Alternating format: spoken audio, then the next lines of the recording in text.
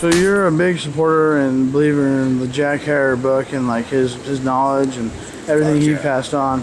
Can you tell us how does like Jack stuff like knowledge influence your life, and can you tell us a little bit about his stuff? Can you tell us like some things that Jack discovered that you could share with the audience? Yeah, it's just so unfortunate that Jack seems to have been like a one-man army, because he had all the answers. And before I read his book, I had no idea there was like 25,000 uses for hemp. I didn't know that. Everybody knows that you can see shirts made out of hemp of questionable quality, and they don't know a whole lot more about that.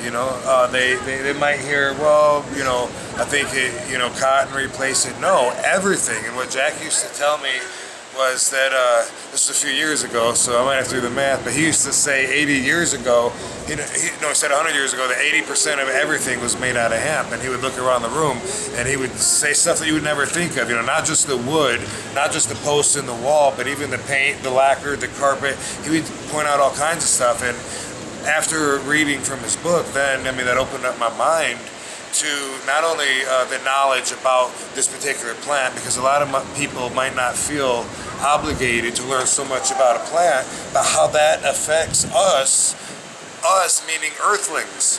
And he said in the book it could literally reverse the greenhouse effect, which now we're calling global warming, basically. We didn't have that term back then, but he goes on to explain it.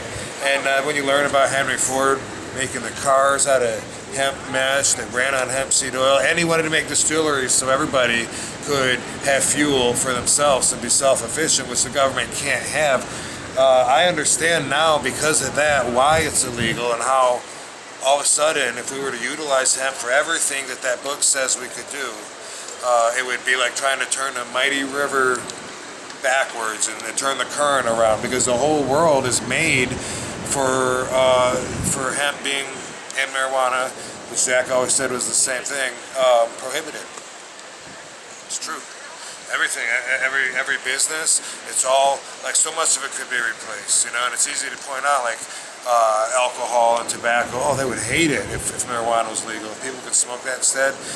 A lot of people drink only because they get tested at work and marijuana will show up. I hear that all the time. Pharmaceuticals, wow. If it could replace 80% of pharmaceuticals, they don't want that. That's a huge business. And fuel is like one of the biggest. Pharmaceuticals and fuel, both Rockefeller companies. Don't want to get into the conspiracies, but it's true though that everything, from clothing to just like everything. When you look around, it's amazing what could be made from this wonderful plant, marijuana plant. I didn't know that before reading Jack's book, and now that I know that,